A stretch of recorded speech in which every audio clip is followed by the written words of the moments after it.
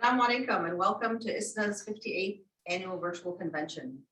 Welcome, even more importantly, to our town hall session, the first town hall session offered at the annual convention. We're here to hear from you and to give you updates about ISNA and our programs.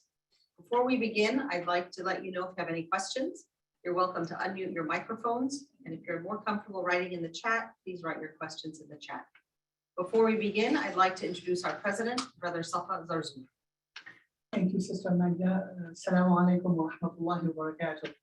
We're excited and we're very grateful to you joining us for the annual convention and tonight for the town hall. It is a way for us to hear from you, our members and our well-wishers and our supporters, because we do believe deeply that an organization cannot succeed and cannot progress without hearing from those who are impacted by its practices and to be able to always reflect and incorporate the best of what is offered to it by those who care and those who are interested. And we believe you are the group. Just briefly, ISNA, this is our 58th annual convention. ISNA has a proud history of building and supporting the Muslim community from its inception. It has always been about the empowerment of the Muslim community in North America. And that empowerment have taken shape in different ways over the years. From the early days when majority of the Muslim community was a student population in the universities, in addition, of course, to our brothers and sisters in the African American community. From the very early on, ISNA focused at the time on supporting those students, supporting those indigenous communities with building the masajids, with providing for weekend schooling, for providing scholars that travel to communities all over North America to be able to give support and education to the Muslim community. Over the years, the community got more established, the needs of it did change and become more diverse, and as a result, ISNA got into areas that it found to be most effective in supporting our Muslim community. So education was one of the biggest issues that we face as a Muslim community, and so ISNA started several educational initiatives led by its scholars, from Dr. Jamal Badawi to Sheikh Abdullah Idris to Dr. Hassan Badi. And then, at the end of the 90s, there were the advent of Islamic schools. So ISNA started the ISNA Education Forum, which just celebrated its 22nd anniversary, an event that brings together the largest gathering of Muslim educators in the United States, as well as from Canada. During that forum, our educators get to network, they receive professional development, they become better at serving our community, serving our future, our children. And speaking of our future, the second aspect of the work of ISNA has been youth work. And MENA, Muslim Youth of North America, is perhaps our proudest program and proudest part of the organization. It puts on annual camps that span the entire year. It produces leaders. It has the Hira Institute, provides Islamic education to our youth, regardless of where they attend their regular education, or regardless of even their locale, because it does reach to rural areas where Muslim youth otherwise would not be able to receive Islamic education. In addition to that, we have our matrimonial services. Many of our families in America, in North America, will track back the meeting of the mom and the dad, and it's the matrimonial. And ISNA has provided that as part of its commitment to the Muslim community, its strength to the Muslim family and its strength.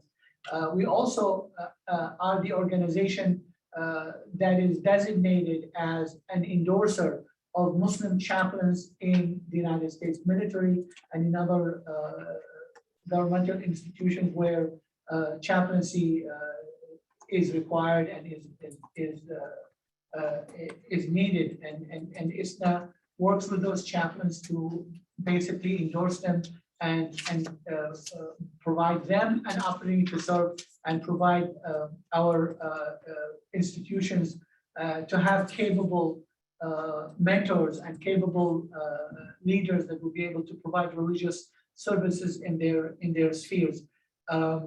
In addition to that, our Islamic Horizon continues to be the clearest voice and almost magazine of record for the Muslim community for the last 40 plus years. And it continues to not only report on the news and the activities of ISNA and what's happening within the organization, but more importantly and more broadly, report and literally be again the magazine of record showing the growth, the diversity, the accomplishments of our Muslim community in America.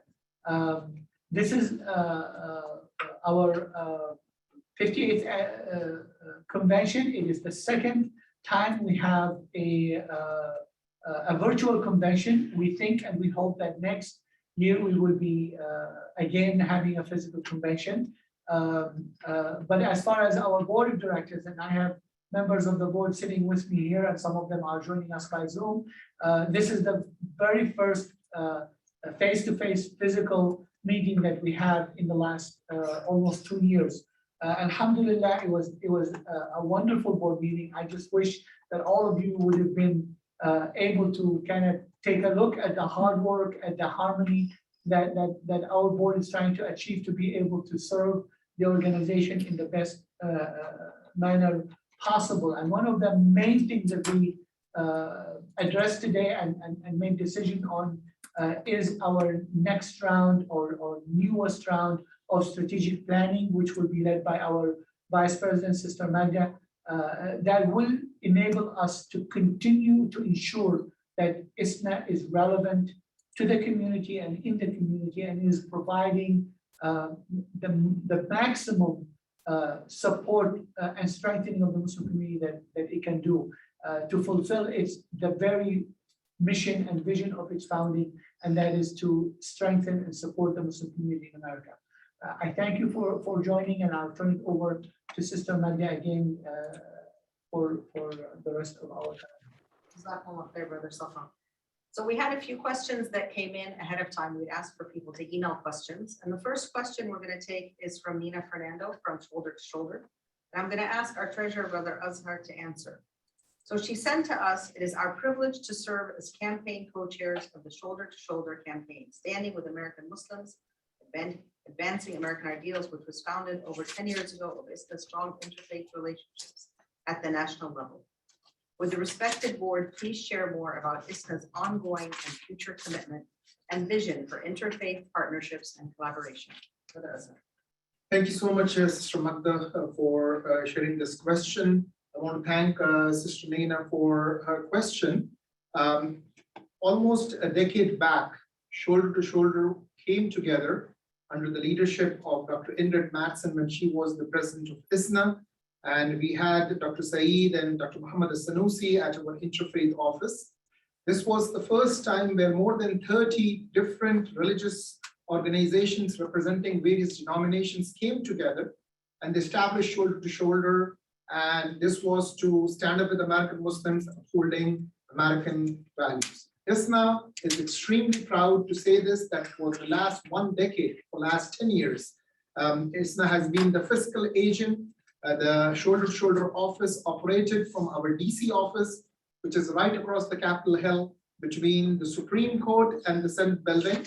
And from here, we were able to participate in so many campaigns and were able to bring people from different faiths and different backgrounds to come together and participate in campaigns and projects that bring greater benefit, not only to the Muslim community, but to the society at large. Many grants that we received from Open Society was to support and fund this beautiful effort. And also keep in mind, we operated from this building, which is owned by our friends from the Methodist community. This is a historical building. This is a building from where Dr. Martin Luther King launched his agitation. This is a building where many prominent senators have their offices. So this was a very unique opportunity for ISNA to engage with people who were holding important positions, and also to bring a leadership from various religious denominations. We are extremely proud of our partnership with National Council of Churches that represents millions of Christians in America, our friends from the Catholic bishops, Baptist Church of America, our friends from the Lutheran Church. All these partnerships were put together from this office. I want to reiterate that we are fully committed to ensure that we will contribute as an active member of Shoulder to Shoulder. We will do everything that is within our capacity to promote the interfaith work. So the entire leadership of ISNA, the entire stakeholders of ISNA is fully committed to create an environment where people of different faiths will come together and will continue to strive and will continue to contribute to offer and assist our fellow citizens on important matters pertaining to their lives. So this is our lifelong commitment. We are extremely grateful to all our pioneers who had this vision, and we want to once again reassure and recommit ourselves that whatever we can, we will inshallah continue to contribute to strengthen this campaign. And I want to assure the leadership of Shoulder to Shoulder that you will find a very solid, strong partner in the form of Islamic Society of North America. And we are looking forward to collaborate with you and engage with you and participate with you in more campaigns in the coming months. So with that being said, back to you. The next question we received was from a brother asking, I'm wondering why ISNA did not issue even one statement about the situation of Afghanistan going on in the last 15 days. We should support the people of Afghanistan for gaining their independence from the foreign occupiers in the last 20 years. We allow Brother Azhar to answer this question, and I want the brother to know that we support fully the Afghanis who are coming here to this country, inshallah. Absolutely. 15th of August 2021 will be remembered as a historical day where the people of Afghanistan received their independence. I want to begin by acknowledging this fact that in the last 4 decades, our brothers and sisters in Afghanistan has suffered a lot. They have seen violence, they have seen bloodshed, they have seen unrest, and they have seen many challenges. I know there are hundreds and thousands of refugees who are entering our beloved country as refugees. So we want to ensure that we will do everything that we can to assist them. Islamic Society of North America is engaging with various departments of the administration. We participate very regularly on a weekly basis in the White House calls. We try to amplify the needs that the refugee population will be having. We will inshallah try to amplify the work of our humanitarian organizations. I know organizations like Islamic Relief, ISNA Relief, Muslim Aid, and other humanitarian agencies will be doing a remarkable job. They already have lined up great plans to assist the refugee population. And we have the Radiant Hands based out of Florida that will be opening up their hearts and opening up their hands to welcome more than 1,000 refugees who are coming from Afghanistan to the great state of Florida. So this is the important work that these humanitarian organizations are doing, and ISNA, being one of the oldest Muslim organizations of US and Canada, will do its utmost best to strengthen this work, and we will inshallah continue to assist this refugee population, and we will connect them with important agencies that can provide important help to this population. In conclusion, I also want to say that our prayers are with our brothers and sisters in Afghanistan. We pray to Allah subhanahu wa ta'ala to bring peace, relief into the lives of all our brothers and sisters in Afghanistan, and those refugee population who are coming over here. We pray to Allah subhanahu wa ta'ala that may Allah give us the strength to be a good ansar and welcome them and help them in this need of ours. You did mention the meetings with the White House. Yes, I briefly mentioned that. Thank you so much for reminding Sister Magda. Every week we have a weekly meeting that is hosted by the White House of the Office of Public Engagement and Faith-Based Neighborhood Partnerships. So we participate in these calls and we bring the needs that is going to come and we are also talking about providing the needed solutions to these challenges. And we will inshallah continue to do this. We'll raise the issues and we will encourage our administration to provide the needed assistance that these refugee population will be needing. And inshallah, through our task force and through our humanitarian organizations, we will inshallah strengthen this effort, strengthen this voice, and we will make sure that our refugee population's needs are addressed properly, not only by our own humanitarian organizations, but also by the administration. Jazakallah khair. We have two other questions, and we have a lot that's been coming in the chat, and we're going to allow everybody to unmute after I address this one. There's a brother who sent in a few different topics about education, about practical and short-term measures on how we can collaborate as Muslim communities. And he's asking how we can provide this discussion platform for communities throughout the country so that they can discuss ideas that they have. So we'll be talking to our IT department, inshallah, see how we can open up a discussion room or a chat room through the website where people can enter the topics, and then there can be responses. And the other question, which is very similar, is how can we present projects and ideas to the board? So the best way is either through email, and they will email info@isna.net.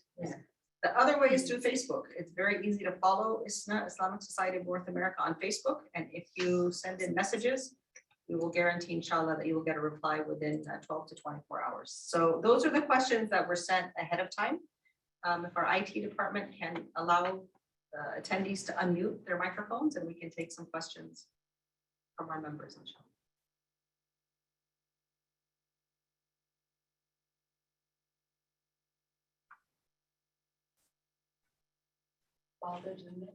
Touch. So while you're working on it, can we address, I have two questions that are for Brother Basharat, inshallah, our executive director. He's not with us in this room, but he's joining us from his office, inshallah. So the questions are related to chaplaincy. And the first one is, does ISNA have chaplaincy endorser on staff? And what support, supervision, and ongoing education has the chaplaincy endorser provided over the last year? Brother Basharat, if you can please address those questions. Thank you, Sister Magda. I hope you can hear me. Yes, as you all know, that ISNA provides chaplaincy services and endorsements for a very long time. We had a full-time staff until last year, but we had to make some changes. And currently the chaplaincy program is handled by myself, the executive director. And we are actually, yesterday we had our training program that we do annually for the chaplains. So yes, the chaplaincy program is in place, it is continuing, and we are adding more resources to that, inshallah, in the near future. The next question, I am going to allow our board member who is joining us from Virginia, Brother Muhammad al-Sanusi. And the question is shoulder to shoulder in DC only, or are there local chapters nationwide? Well, thank you. Thank you so much, Sister Magda, Madam Vice President. It is great to see you and join you from DC. Let me begin by saying that I'm really grateful to Shoulder to Shoulder co-chair, Katharina Laurie, who is joining this conversation, as well as Shoulder to Shoulder Executive Director, Nina Fernando, also joining. So we really, on behalf of the ISNA board, we want to appreciate your leadership, standing with American Muslims to uphold American ideals. Shoulder to Shoulder is operate, and Nina wrote that already in the chat, across the nation. Currently, the organization has about 34 national religious organizations, and they operate across the country. I just give you one example. Before the pandemic, Shoulder to Shoulder was able to put together more than 500 iftars in synagogues and churches and mosques across the nation. And in addition to that, they did many other things. So the operation is really is across the country. But I want to also add to what Brother Asghar has said earlier, is that ISNA is committed to the interfaith collaboration, partnership, and relationship. We work at the national level as well as the grassroots level. The DC office, will have staff very soon, and will continue to strengthening ISNA's relationship with our neighbors, the interreligious communities. So I just want to reiterate what Brother Russell already said. Thank you. We had another question that came in on the chat that I will allow Brother Safa to answer, inshallah. And the question was, when will we receive the results of the ballots that were cast for the bylaws? As you are aware, the deadline for the ballots to be received at headquarters was August 31st, which is only 2 days ago. Normally, the ballots would have to be received, counted, and then results are announced. In the past, we have had the instances where there was extension of the deadline for receiving the ballots, especially now that we are going through COVID, where people are experiencing regularly delay in mail and receiving things 10 and 15 days later. And because the deadline was receipt or receiving deadline, the board is going to discuss the issue of perhaps extending that deadline a bit. So once we have results on that, we will be communicating to our membership, inshallah, and the results will be due soon after. Are there any other questions from the attendees? If you'd like to unmute your mics, you're more than welcome to ask questions, inshallah. This is Ingrid Matson. I raised my hand, but I don't know if you can see raised hands. We're really far away from the screen. Okay, Dr. Matson, please feel free to speak, inshallah. Okay, so I have a question. I'm still extremely confused about this change to the bylaws, primarily the procedure, because according to the existing bylaws and constitution, as far as I understand it, any change to the bylaws or constitution, it needs to be voted on in a general body meeting, and mail-in ballots are not the same as a general body meeting. So I'm confused about the process, and I feel that we didn't get a lot of information about, evidence that actually can, that can, I'm still out in the country, that can actually substitute. So can someone just talk us through this decision? How was it decided to use this process? What kind of confidence can we have that this mailing process is equal to that and meets the standard? Everybody's pointing at me. I guess I have to answer this one. I think we're following the example of the other local, state, national election processes where mail-in ballots were considered almost the standard during this time of COVID. With ISNA, because we could not hold a in-person convention, it would have been impossible to have a General Assembly meeting. And so as long as all of the processes are followed well, the mail-in ballot should not be any less valid than a full General Assembly meeting. If anything, the counting is actually easier when it's something paper that you can count versus, I heard a lot of discussions today about the presumption of quorum when you have a General Assembly meeting and it's not an actually one-by-one head count.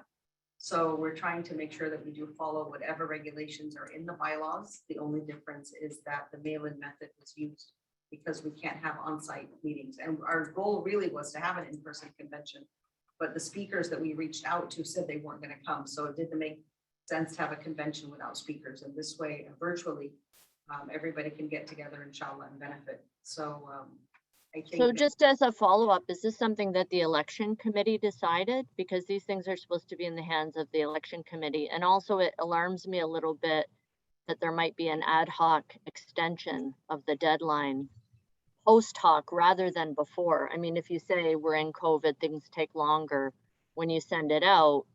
you know, but then after, once the ballots come in, to just, so who is the election committee that's deciding these rules? So actually, the decision to extend the deadline was made by the full board, and Brother Safa wanted to just add on, inshallah. So basically, I just want to remind everyone, Dr. Maxson, that the previous amendments that were done in 2018, they were done by mail and not in person, even though there was not COVID and there was not any reason for them to be done that way. Our bylaws do allow for various means of people participating in the General Assembly, even when there is a physical General Assembly, and that their participation and their votes would be taken and counted as long as there's a two-way communication or as long as it's a means that's approved by the board.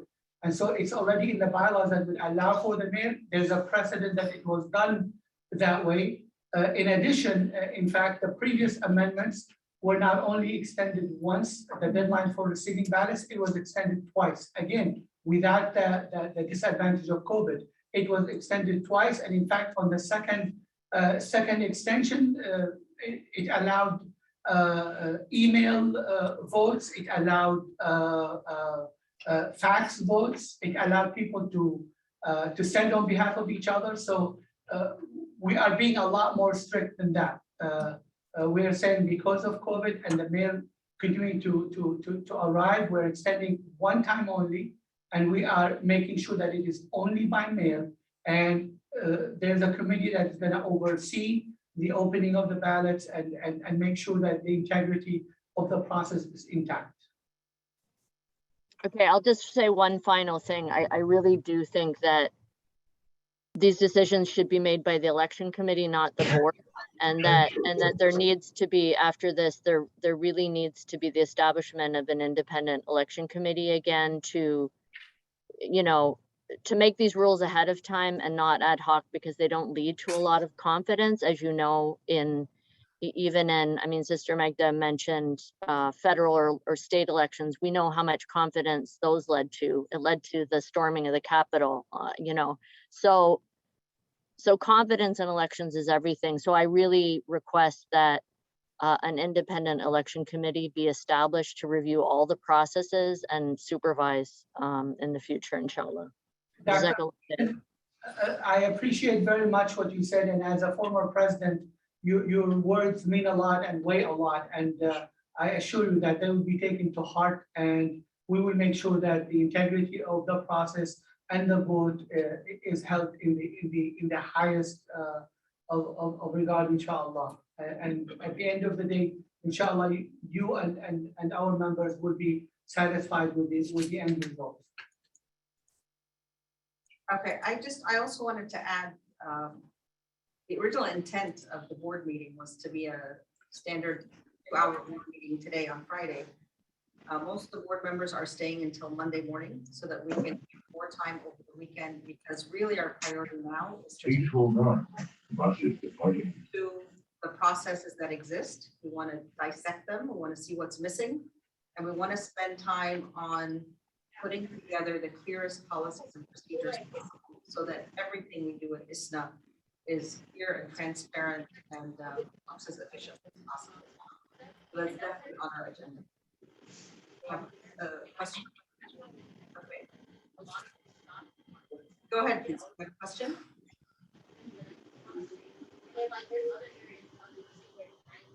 Somebody has a microphone on. I don't know if it's intentional to ask a question or if you have a question, please go ahead.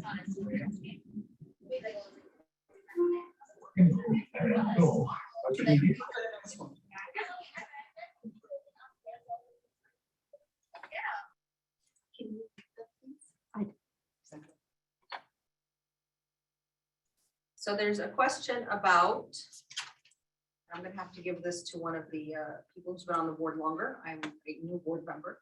What is the best way for smaller organizations to collaborate and partner with ISNA? How does ISNA support other Muslim nonprofits? Let's tackle this one. Absolutely. So Sister Magda just talked about the strategic planning, and one of the very important items on that is going to be, again, how to make sure that ISNA continues to be relevant as an organization.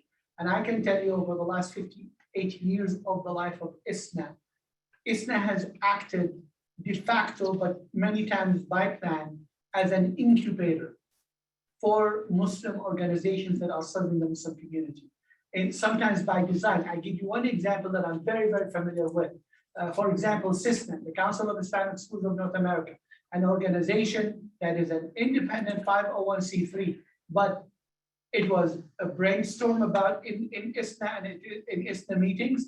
ISNA gave it not only the moral support, but also the financial support until very recently to make sure that it is an organization that's capable of serving Islamic schools and Muslim educators. That's only one example. I can literally name tens of organizations that have been incubated, supported even financially by ISNA until they stood on their feet and became their own. Now, I wouldn't claim today that ISNA perhaps is capable of supporting financially, but we do believe that being able to help Muslim nonprofits stand on their feet, not to reinvent the wheel, etc., is something that is very much at the heart of what ISNA is about, because we are about supporting and strengthening the Muslim community in America.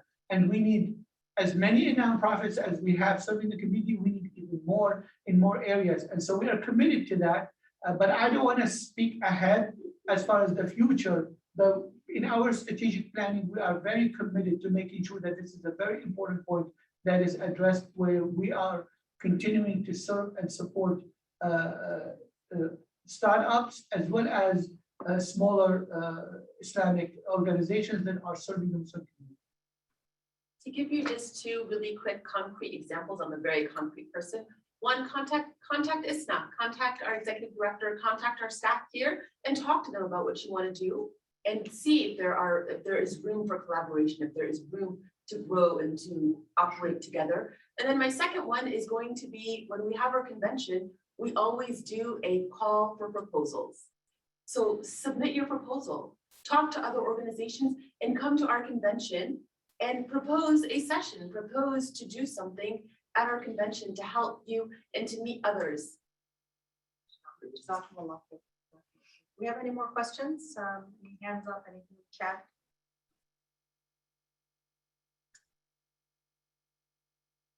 The question again is about the DC office and shoulder to shoulder. And the question is the DC office still active and open?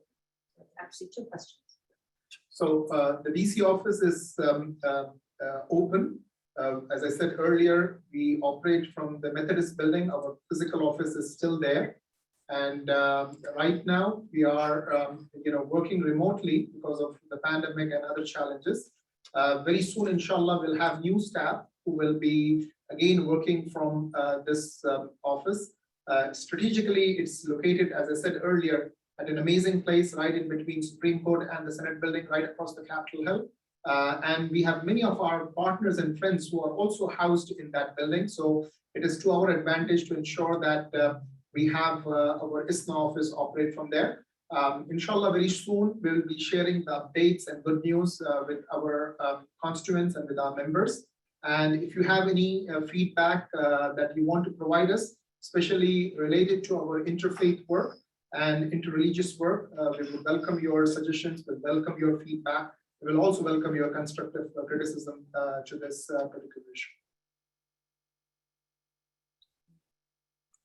There's a hand up.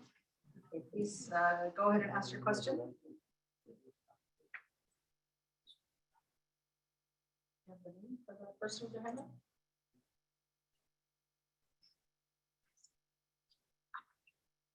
Please unmute if you have a question. Is it a brother or sister?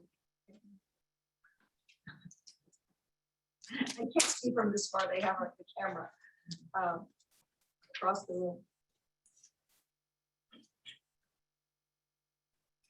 Marjan, do you have a question? You'd like to unmute and ask the question, please?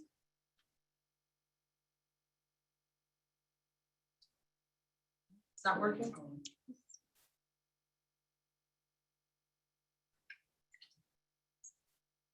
Can you maybe write that question in the chat if you're not able to unmute?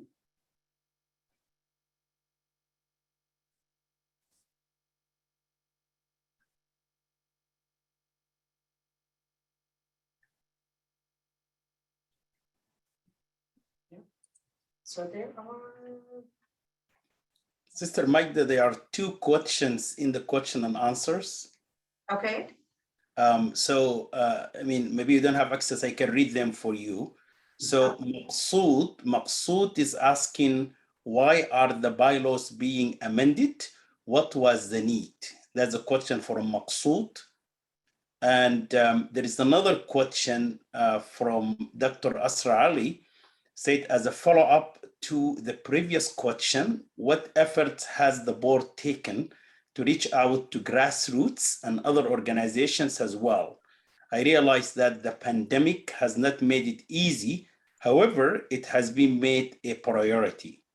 So these are the two questions in the question and answers. can I address the second one and then I'm going to give the first one to somebody else to address?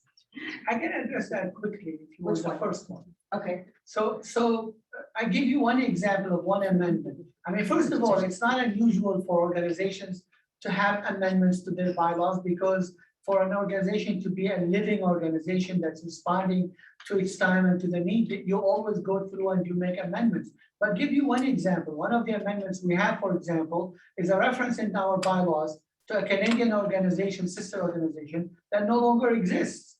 And it has implications if it remains in the bylaws related to properties and related to other things. We had to make sure that we amend the bylaws to not be referring to a defunct organization.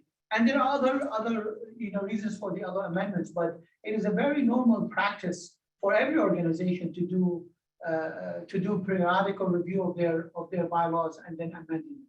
And ultimately, by the way, ISNA, and I want to say this, I think if I'm not mistaken, I can be corrected if I'm wrong, is the only membership organization, Islamic organization in America, where the general body continues to be the highest authority of the organization.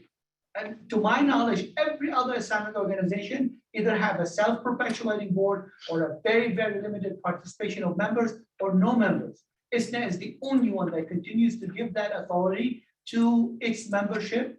At the end of the day, no matter what we decide as a board, it is put to you, the members of our organization, and unless 2/3 of the people responding, approving, then it fails. And so there's enough safeguards to ensure that the amendments are relevant, that are helping the organization move forward, and this time it's no different. and I think it's very important to remind everybody who's attending with us and for you to remind whoever you know who's not attending that in order to really benefit from the members' opinions and feedback, we need to have it. So we ask you to be informed, to be involved. I've spoken to several people who've served before me when bylaws revisions came up. And the response rate is maybe less than 20% of the membership that we have. Actually, it's less than 15%. It's a very small percentage of people who actually review what is sent to them and then respond. So now with the extended deadline, we're asking if you have not sent in your ballot, go through the revisions. If you have any questions, you can email us, you can send questions to the Facebook page, get your answers, but then take the power that's been given to you by ISNA and respond, mail in the ballot, and play an active role in what's happening at ISNA, inshallah. And really a big part of the strategic planning is how do we reconnect? And Sister Asra, I don't think I've seen you probably in over 30 years, but very nice to speak to you. That's been one of my suggestions for the past few months. I actually put it in writing and submitted to the board today. One of our biggest things that we have to work on is reconnecting with grassroots. And there were some administrative changes a few years ago at ISNA, and then COVID came after that. So it's been a few years where there hasn't been as much activity as we'd like to see on the grassroots level, but it's definitely a priority. We've been talking about how we can get MINA to be representative in all the United States and not just mainly in the Midwest where they're more visible. We want to see how we can coordinate activities with the masajid, with the communities that we serve, and really reconnect, because without feedback from our communities, We really don't know how we can best serve everybody. ISNA's been around, everybody says the 58 years. The problem with being around that long is times change, and we have to now change our strategies so that we can move strongly into the future. And the member feedback is very important, which is really one of the reasons we set the town hall meeting. It's the first time it's been done. We really would like to hear from you. It can be positive, it can be a little critical, but be gentle with us, please. It's Friday and we have a convention coming up tomorrow, but we're happy to answer any questions you have, inshallah.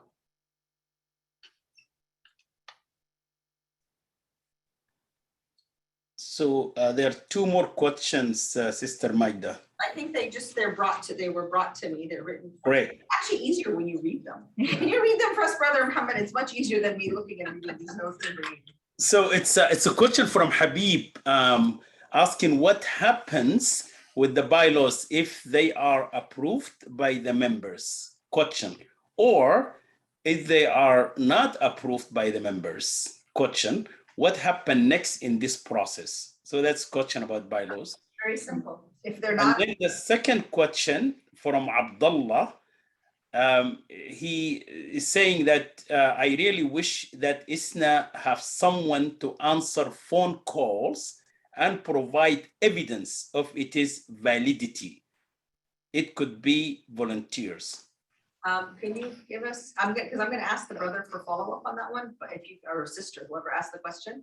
So there is somebody who answers phone calls. I'm not sure if and I'm not sure what it means to give validity. So if the person with the question can elaborate, we can answer better. And the first question, while you're seeing if you're going to respond, if the changes are approved, then they become a part of the bylaws. And if they're not approved, then we continue with the same bylaws as they are written. It's a straight vote. There's nothing hidden in the process. And I think it really is important for every single person who received a ballot to fill out the ballot. If you agree with all the amendments, you mark yes. If you don't agree with all of them, you mark no, and just put it in the envelope and make sure that we receive it by September 30th, inshallah, and allow time for it to get here because it is by the receipt date, and the board voted today to not extend the deadline past 1 month so that we can get the results out to the members as quickly as possible. But it is the members, inshallah, it's your right and your duty to respond. And again, if you have questions, please ask. If you don't feel comfortable asking them here, you can email them or ask on the Facebook, and we'll try and get you the answers that you need, inshallah. So Sister Magda, if I can just add, Yes. we have close to 300,000 people who engage with us through our email list, Facebook, Twitter, Instagram, and Snapchat. We make sure that we respond to all questions within the 24-hour time frame. And here at the ISNA headquarters in Plainfield, Indiana, we have someone to respond to your calls from Monday to Friday between 9 to 5. So even if somebody doesn't pick up your phone because they may be overwhelmed and they may be responding to some other calls, you can leave message and somebody can get back to you within a day or two.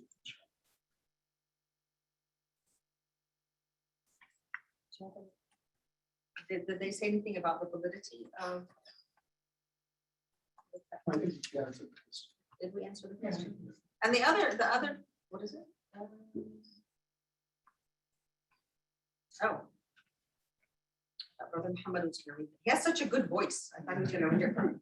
How can we best support ISNA in its leadership role, helping to facilitate Afghan refugees in the USA? So ISNA, as far as I know, as an organization, does not have a refugee support arm, but we work with other organizations within the United States. We can help get people information about those organizations, and then they will provide the assistance with resettlement. Brother Azhar, I know, works with Islamic Relief. I work with Radiant Hands, and we work with the resettling agencies in our community, whether it's Lutheran Services, Gulf Coast Jewish, which is not Texas, obviously, Catholic Charities, Coptic Charities. Those are the 4 in Florida that we work with. And we have there's a lot of collaboration. These agencies that are supported by the federal government only provide services usually for the first 90 days. And they provide very limited financial support. And then through our communities and our agencies, we make sure that we provide the difference, whether it's food, whether it's cash assistance, whether it's assistance with rent, furniture, transportation, translation services. And the local organizations have been doing a pretty good job. So if you know somebody who needs assistance and they're not able to get it, please let us know and we'll try and connect them with somebody in their community. I just got a call today from a sister in Panama City, Florida. They want to open a chapter of Radiant Hands so that they can help. So as much as we can collaborate with other communities and other organizations, we're more than happy to do that. But ISNA as an organization does not specifically have a refugee assistance department. Yes, of course, please. I'm from California. There's a large population of Afghani community in Fremont and Hayward area and Sacramento. So a lot of refugees are going there. And then, as Sister Manta said, that government agencies are helping them reestablish the refugees over there.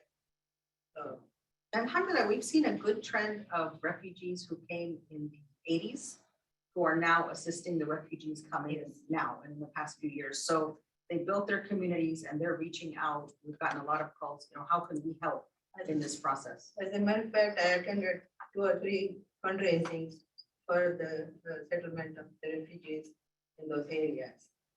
The restaurant, in Fremont, restaurants are doing fundraising. So, and I would like to add about Indiana, where ISNA headquarters is located. So Indiana, there is one organization, Indiana Muslim Advocacy Network, IMAN. So I'm a member of that organization. It's more about political campaign, but because some of the refugees, they have arrived in Indiana, yesterday it's in Indiana, all over the news media. So Iman is trying to collect some of the items to help them, and they will try to help as much as possible. So again, we will work with them, inshallah. I just give one more name about Iman. And Northern Virginia, they have Faith, which is a nonprofit organization which also works with refugees. They also provide counseling services, financial literacy, English language, assistance with getting a GED if they don't have, haven't completed their education. So just from us, I probably didn't even know about all the other organizations represented here, but within our communities, we have services that we can refer people to if you contact us. Then, inshallah.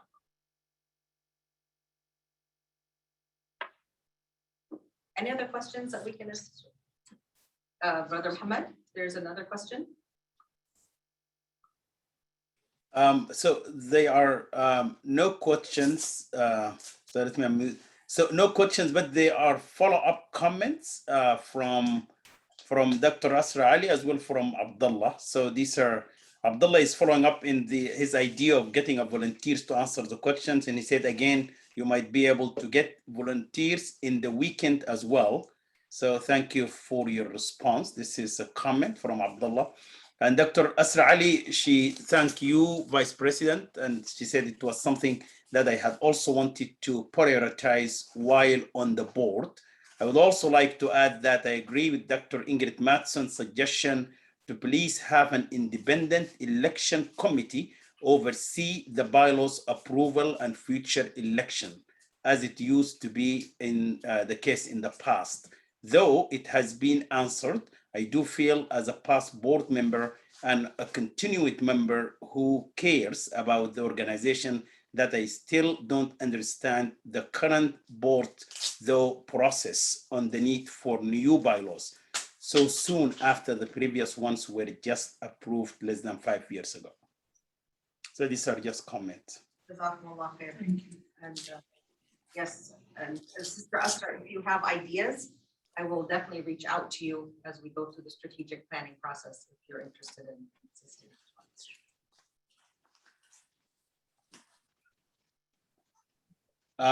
So another question, how can we best support ISNA in its leadership role, helping to facilitate, I think this is already answered, the Afghan refugee situation, right? Yes.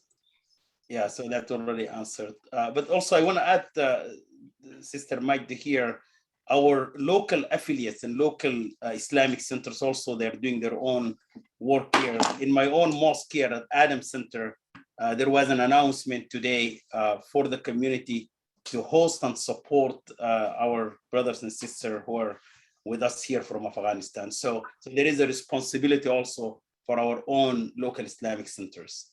Hamda, we have very good communities, and I think anybody who wants to help or is looking for help, reach out to your local community organizations or masajid and find that support. I want to add something about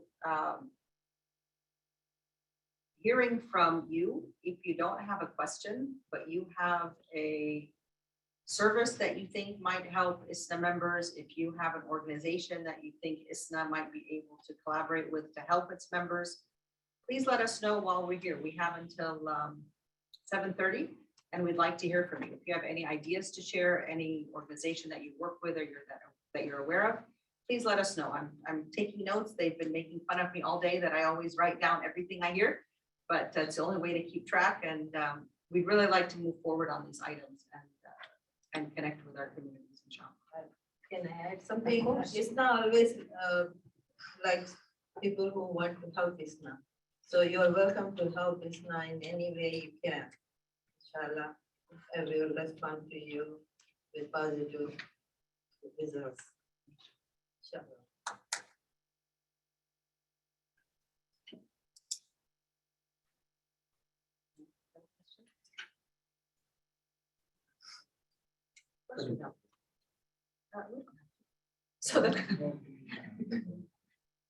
So we're hoping we have enough questions to get us to 7:30. If not, then we will we'll end earlier, inshallah. What I found from previous experience on Zoom meetings, the minute I say we're done, then 3 questions come up and I say, okay, now we're done. See, the question came. I just say the word done and the question comes. Alhamdulillah, what is the question? Does somebody has their hand? Please unmute your microphone and let us hear your question, please, or your suggestion. Assalamu alaikum. Alaikum assalam wa rahmatullah. Mashallah, mashallah. So nice to see you all.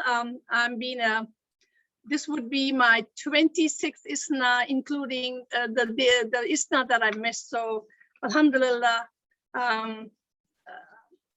thank you for all that you do for ISNA. I have a question for the opening. There are some guests I see who are going to say some things in their opening on the opening day. I see Rashida Talib, but I was hoping to also hear what Ghazala Hashmi will have to say, but I don't see her name there. Maybe she is there, but I don't see her name there. My name is Rafat Wahid though. I live in Chicago, and I've been part of ISNA for many, many years. My question, this is my question. I have not seen Sister Ghazala. Is she going to be there? So what happens with the convention, we have a convention planning committee, and we look at all the topics that we feel need to be covered. We look at the people throughout the country who we think can offer their expertise, and then we reach out to them. A lot of the people that we reached out to, including Sister Ghazala, declined. They have other engagements, they're traveling, they don't particularly like doing recorded sessions. One of the problems with the virtual convention is, in order to remain possible and have a variety of speakers we have, it's very hard to do live presentations for every session. So most of the sessions are pre-recorded. They have the topic and they present, but some speakers aren't comfortable with doing pre-recorded sessions, and some speakers just have other engagements at that time. So not everybody that we would like to see actually is able to be available for this. Thank you very much. Jazakallah. Thank you for your kind words and dua. We appreciate it. May Allah keep you all healthy and safe, and Jazakallah. And by the way, I'm also very connected to ISNA because, Dr. Saeed is my youngest daughter's father-in-law. So I have a very close, very close affiliation with Islam. So I'm very proud as well. I'm very blessed to have be part of this ISNA. Give him our salams. Thank you, Jazakallah. Assalamu alaikum. So thank you so much, Sister Ghazala, for your kind words. Definitely, encouragement and, from you. No, sorry, I'm not Ghazala. My name is Rafat. Rafat, sorry. Thank you so much, Sister Rafat. We truly appreciate your kind words. I know earlier people asked us how can they be involved with ISNA? So I want to begin by requesting all the listeners to please become a member of ISNA. When you become a member of ISNA, you will have the opportunity to elect the leadership of ISNA. You are able to provide your important input and feedback. You will be able to contribute and participate whenever there are changes that are required. So the first thing that I would humbly appeal to all the listeners and all those who are watching us live to please not only you become a member of ISNA, but encourage your family members, friends, because it is a great blessing that we have a Muslim organization here in North America, where the leadership of this organization is elected by its members. And we follow this democratic process, and we are extremely proud of our past and the future that lies ahead of us. Number two, I would urge our listeners to avail the opportunities.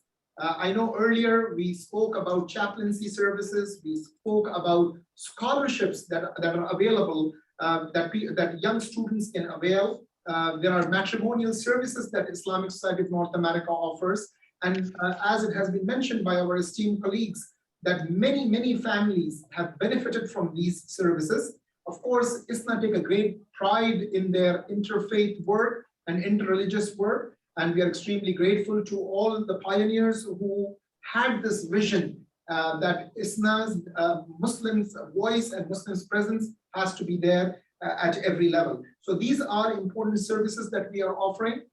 We still take a great pride in this fact that every year we do education forums, educational conferences, spiritual conferences. I know we have some restrictions because of COVID in this past few months, but once things get back to normalcy, we are fully committed to visit different communities across America, and we are very committed to take ISNA's services, ISNA's projects, ISNA's work to the doorstep of our members. I also want to mention, when you become a member of ISNA, you will get a free copy of Islamic Horizons, which is an award-winning flagship magazine of Islamic Society of North America. And I tell people that when you subscribe to Islamic Society of North America's flagship magazine, Islamic Horizons, it will tell you exactly what's happening with Muslims and Islam in North America. You will find scholars, teachers, activists, leaders who always share their opinions, their perspective. So that is a great benefit. Also, ISNA is an environment-friendly organization. We have an ISNA Green Initiative. We have produced documents where masajids and organizations can benefit immensely through this effort. And we want to make sure that our masajids are green and they are following the best practices. I also want to share with you, earlier it was mentioned about the important work of MENA. We are so proud of the important work that our youth does, especially our young brothers and sisters who are associated with MENA. Every year, more than 3,000 young boys and girls are participating in our camps. In these camps, they are taught how to be a proud Muslim and how to be a proud American. And we know that when these individuals grow and go back to their respective communities, they are leaders in their communities, they contribute towards the important work that their masajid does and other organization does in their area. And I also want to say, last but not least, that we are extremely grateful to our donors. Without their financial help and support, all these important basket of services that Islamic Society of North America has been offering wouldn't have been possible. So we express our gratitude to Allah subhanahu wa ta'ala first and foremost, and then we thank our donors. We remind ourselves of this beautiful hadith of the Prophet of Allah sallallahu alaihi wasallam, where he said, "Man lam yashkur an-nas la yashkur Allah." A person who's not thankful to his fellow being cannot be thankful to Allah subhanahu wa ta'ala either. And in particular, I want to thank the ISNA Founders Committee. And for decades, this group of individuals have committed themselves to look after the financial well-being of this organization. And on behalf of the entire board and the staff, I want to take this opportunity to express our deep gratitude to the founders, to the Founders Committee, to all of our donors, to all of our supporters who have stood by us all these years. And we pray to Allah subhanahu wa ta'ala that you continue to support this important work, and you can support the important work of ISNA By going online, you can make your financial tax deductible contributions. You can mail your checks to ISNA. You can become a member where every month you can participate in the electronic fund transfer, where a small amount of $25, $50, $100 will make a huge difference, will help ISNA to continue with the important basket of services that it's offering to the American community. Our website is isna.net, isna.net. Please follow us on Facebook, on Twitter, on Instagram, on Snapchat. Please, subscribe to our listserv. You can go on our website and, start receiving the wickly email newsletter. And this is the way you can stay engaged with ISNA, and you can strengthen the hands of ISNA. May Allah bless all of you immensely. Okay, so we have two of our board members like that, Brother Affan and Mr. Malik. Yeah, no, I do what I'm commenting on our one of the answers. I apologize for Sister Ghazala Hashim. Now I can figure out again. Before I thought maybe she is on some other session. That's what I was thinking. That's why we don't have to speak. Now I can relate that opening ceremony you are talking about political leaders. So Ghazala Hashmi is a legislature in Virginia. So maybe that's why Sister Rafat knows. So we have invited all the US House of Representatives, the 3 Muslim House of Representatives. We have also our brother Keith Ellison. He was House of Representatives before, now he's Attorney General in Minnesota. So we invited him. Okay, so from those 3 House of Representatives, we have gotten this speech from Sister Rashida. So that's why her name is there, and you are not able to see Sister Ghazala Hashmi is there. I just wanted to correct our response. Thank you so much. I have one more question though. Has this gone across to the masjid? Because I don't see in my local masjid website the announcement of the upcoming ISNA convention.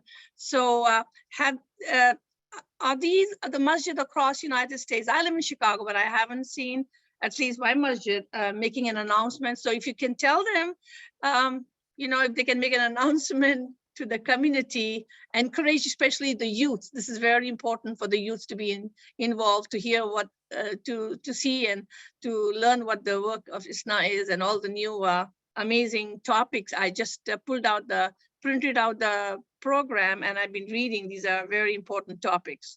Jazakallah. So you can send that email to your local community. That will be a favor. So, and most of us are on this convention program committee here. So I'm the chair of that program committee. Dr. is following. Inshallah. In order to reinforce the importance of becoming member of ISNA, number matters, number counts. When we approach politicians, when we approach government agencies, the first thing they ask is, what is the membership of your organization? So your becoming member has so much clout, so much importance when we approach these politicians and president or vice president.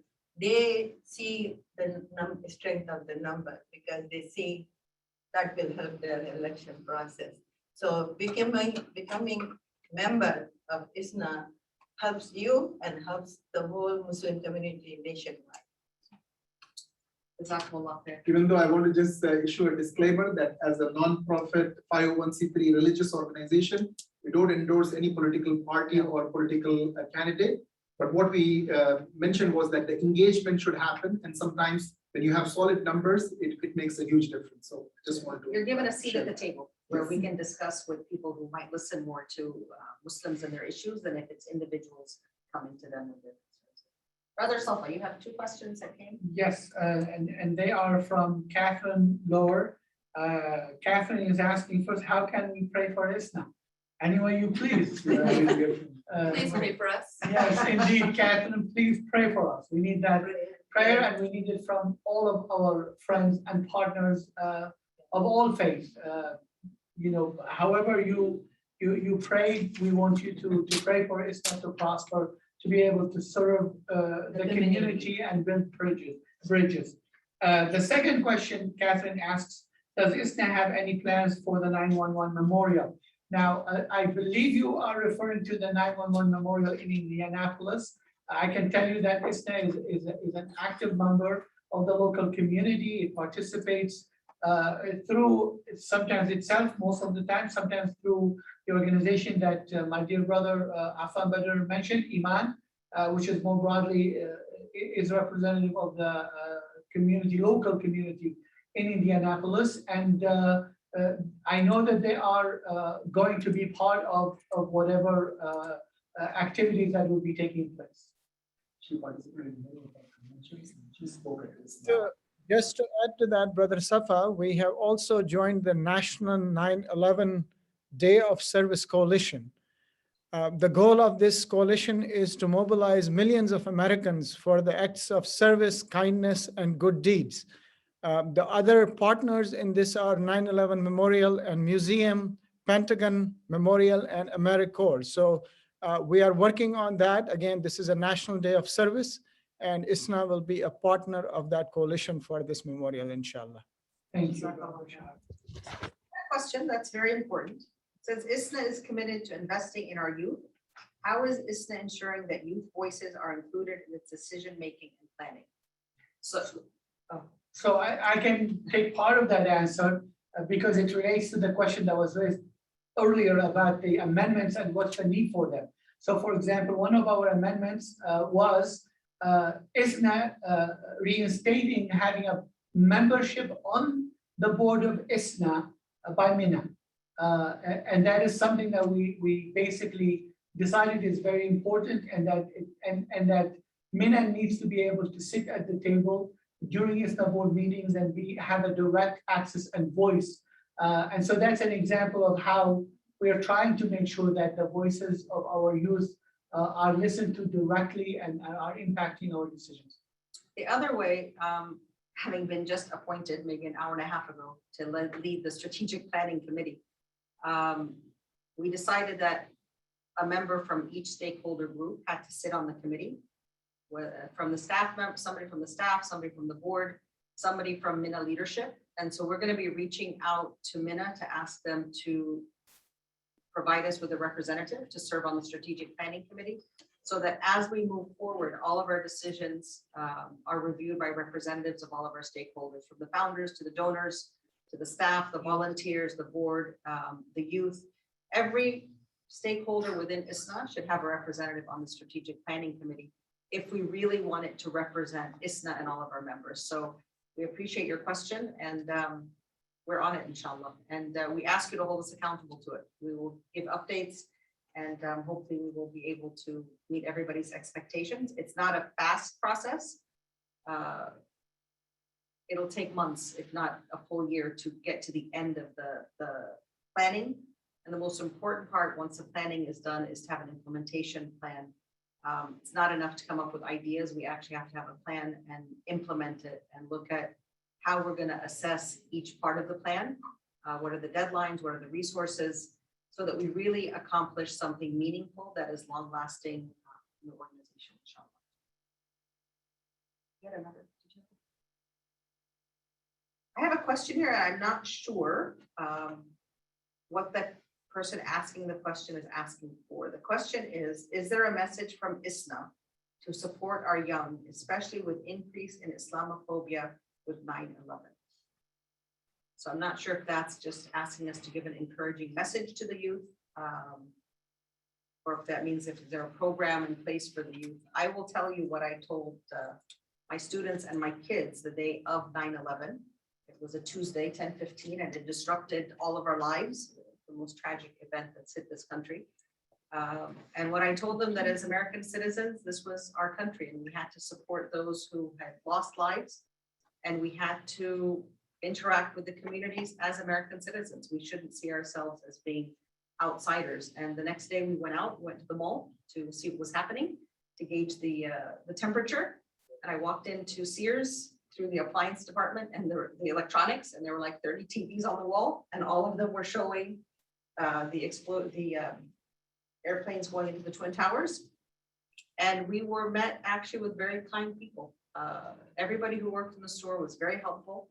People came to our assistance. I think we need to understand that we're part of this country, and that people may have misconceptions about who we are, and we just have to know how to communicate well and conduct ourselves respectively and honorably and interact with this society. We can't live in little bubbles within our little ethnic communities, because otherwise people won't know who we are. And I think that it's very important for our youth to know that this is their country, just like it's anybody else's country.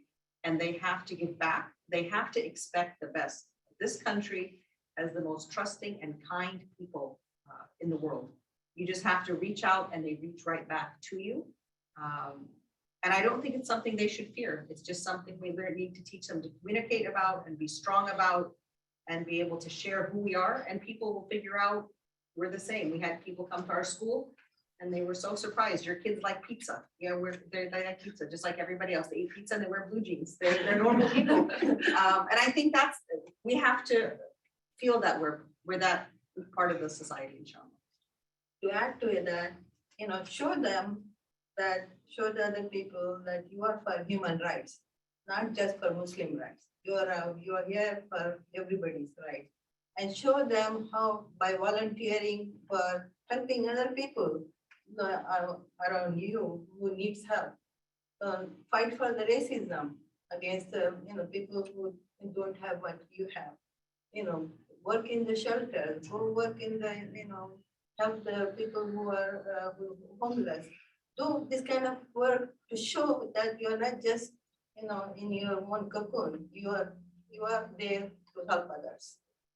So, I think we have to remind them that people fear Muslims because they don't know us. If somebody knows 300 Muslims and they know that they're good people, when they see something bad happening, they're not going to assume it was us. But a lot of people, Muslims have been prominent in America for years. I still meet people sometimes who've never met a Muslim before. And so we have to be kind and answer their questions. And I've been told you're the first person to answer a question. Some people will turn and walk away because they don't know if they have the right answer. So I think just making those connections and getting to know people that really will calm down that Islamophobia. If I can also address another aspect of this, which is that all of what we are saying does not dismiss the fact that there's real Islamophobia in America that is concentrated, that has voices behind it, that try to marginalize the Muslim community, tries to push it to the sides, tries to prevent it from, as Sister Magda said, having a place at the table. And we are, as an organization, through the work of our partners in Shoulder to Shoulder, we are very active in making sure that we work for a more inclusive, broader America that recognizes the Muslim community and its contributions and dispel myths about the Muslim community. And we also know and support several efforts nationwide that specifically go after and work on exposing Islamophobia, its networks, etc. We know that Dr. Hatem Bazian, for example, has a very prominent center on fighting Islamophobia. We know that Dr. John Esposito and others have also efforts on the East Coast, as well as our dear organization, CARE, the Council of American Islamic Relations. All of them work on combating Islamophobia, and ISNA is supportive of them, and it focuses on working with its interfaith partners to make sure that while we, as Sister Magda and Sister Malika said, while we recognize our responsibility to reach out, to be part, of the society, all of that, we also recognize that, and we work on making sure that we combat organized Islamophobia that is purposefully targeting the Muslim community, is trying to marginalize it. So on a lighter note, 2 minute parents are asking, will the winter camp be held in person?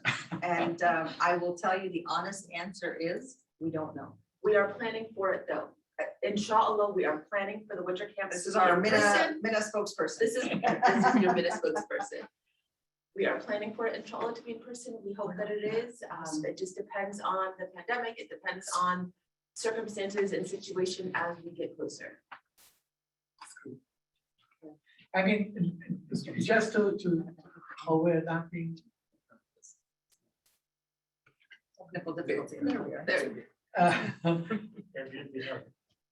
So to follow up on what Sister Lubaba said is that our efforts and intention, every intention and every desire is to have winter camps for women. That is our hope, goal, and what we are planning for. At the same time, we want you to know that there are many factors that will play into the decision. But you know where our heart is and where we are going to go in trying to make it happen. But we want you to also understand that we have to take many things into account, and inshallah, a final favorable decision will be soon. Yes, and subhanAllah, the health and safety of our kids is always number one. Absolutely. So as much as we'd love to see everybody all the time, it all has to do with the surges and the CDC recommendations, and what kind of precautions they can take at those events to ensure that they come healthy and leave healthy. So Sister Magda, this year's annual convention was supposed to take place in Chicago. Yes. But they had to cancel the in-person event because in the state of Illinois, so far there were 1.54 million cases with more than 26,000 deaths. And it is the 5th worst state in the country when it comes to COVID cases. So we didn't want to take this risk, and we didn't want to take this chance to hold a convention in person, even though we are praying and we have this wish to basically meet our members and our friends and our family members and our supporters at the ISNA convention. But because of this pandemic, we couldn't basically host the convention in person. I also want to mention this fact that in March of 2020, Islamic Society of North America with Islamic Medical Association of North America, American Muslim Health Professionals, and the Fiqh Council of North America, they came together and they established the Muslim Task Force for COVID. And this group has met on a weekly basis. Our executive director was participating in all these meetings. And from time to time, I was attending their meetings. And later on, more than 40 national Muslim organizations joined this task force, which became the voice of American Muslims. And they were able to produce documents. They were able to issue statements. Especially last year, for the first time, we couldn't go to the masajids in the month of Ramadan. We couldn't offer Jummah prayers. We couldn't even go and offer Eid prayers. So this was a very unprecedented, sad experience. And our community needed guidance. So we had to reach out to the scholars at the Fiqh Council of North America. And we were able to also bring in medical experts from IMANA and from AMHP. And we were able to constantly educate our community. And in this regard, we held many virtual seminars, webinars, and interactive sessions where these experts were able to not only educate, but also they were able to answer their questions and concerns. I also want to say that because we are experiencing this new life under COVID, we immediately migrated to the virtual platform. And if you have noticed, every month we brought programs pertaining to the American Muslim community. We were able to have special programs designed that addresses the needs of our community. We were able to bring in scholars who were able to answer questions that people had. And we immediately moved to the virtual platform, and we were offering the services since March of 2020 through this platform. And we got a lot of feedback, positive feedback from our members and supporters who appreciated the important work and the services that ISNA was offering through its virtual platform. I can, as much as I don't like the virtual platform, if I can say one thing that has really been beneficial. So if ISNA had a regional conference in the past, whoever could attend, attended, and whoever couldn't attend, missed it. Now with the virtual conferences, everything is recorded and it's on the ISNA YouTube channel. And a lot of times I'll just send out the link to friends, family members, community members. They may not be available at the time the session is airing, but they can go back and listen at any time, and they can go back and re-listen if they miss something, if they want to refer to something. So the virtual platform has been difficult in that we can't meet in the hallways and have coffee together, in my case tea, but we can go back and access the presentations and share them and attend them when we're not actually able to attend the event itself. So there is a positive side to virtual, and people who may not even be able to afford traveling to the national conventions in the past are now able to benefit from all the speakers who are speaking virtually. So alhamdulillah, there's a silver lining to every cloud, inshallah. And if I can remind everybody and that this year, the board made the decision that the participation in the convention will be for free. All you need is to register, and it's a free registration. Alhamdulillah, we have a good response to that.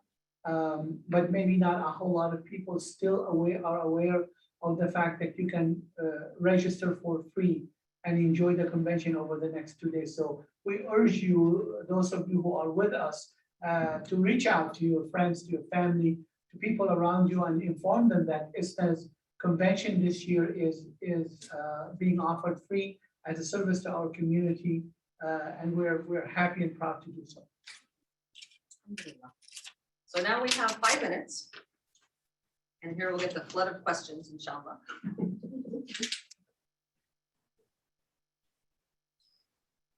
Oh, I'm not sure how to pronounce your last name. Please forgive us. Reverend Scott Cowdy, First Presbyterian Church, Redwood Falls, Minnesota. Keep up the great work, ISNA. I've been a big fan since 2016. You're making the world a better place. I try to end Islamophobia wherever I am. We appreciate your support and your kind words and on all of your efforts on our behalf and on the behalf of Muslims, inshallah. And I want to just make a comment that the theme that was chosen for the convention, inshallah, will be the theme for ISNA for the coming year, which is the reimagine and rebuild with renewed resolve. And inshallah, that's our goal here at ISNA, to look at everything from a new perspective and really reimagine creative ideas of how we can move forward to serve everybody in our communities, inshallah. And Reverend, I want to tell you that we truly appreciate your partnership with ISNA and the work that we have seen from you, Brother Azhar and myself. We know you personally, and we are very grateful to you and all faith partners and people of other faiths across the nation that have been extremely supportive of the work of ISNA and share the goal of ISNA, as well as shoulder to shoulder of again supporting American Muslims by standing for American values, and we are very grateful for that. It means so much for your support and appreciation, and that makes our life easier here, and we just don't worry about Islamophobia because of your help and support and your being there for us. Thank you. So we have 2 minutes left. What is that? That's fine. You can. Yeah. I just want to thank, we always forget to thank everybody that helps put together these events. We get very busy and overwhelmed and we start talking too much and we forget all the people behind the scenes.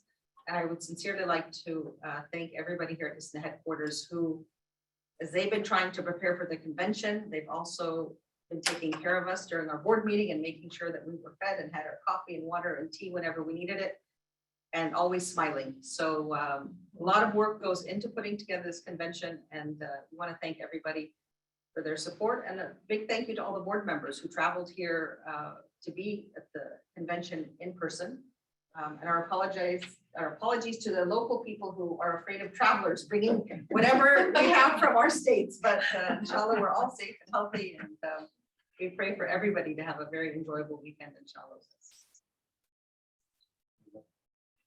Sure, I thank everyone who shared with us the last hour and a half and graced us with their presence, with their questions, with their prayers. And we hope that this is only the beginning. This is only a start. That our hope and plan is to make sure that we have regular town hall meetings where we hear from you, we hear from us. And it is really one of the ways we are showing our desire to make sure that ISNA is relevant, ISNA is responsive, ISNA is transparent, and it's only the beginning. Let's conclude with a prayer, with a dua. Inshallah ta'ala, and that would be the most appropriate closure to such a beautiful event. Allah, we ask you that you bless this gathering, those who are here in person and those who are online and joining us virtually. We ask you, Allah, that you put happiness in the hearts of those who participated and those who are with us. We ask you that you guide our hearts, that you enable us this weekend to have a beautiful time in partnership, in fellowship, in camaraderie, to try to improve ourselves first, network with people who are seeking to be better people and seeking that their societies and their communities are in better shape. We ask you, Allah, that you grant us sincerity in everything that we do, and that we always do what we do to please you and please you alone. Ameen. Assalamu alaikum wa rahmatullahi wa barakatuh. Jazakallah khair.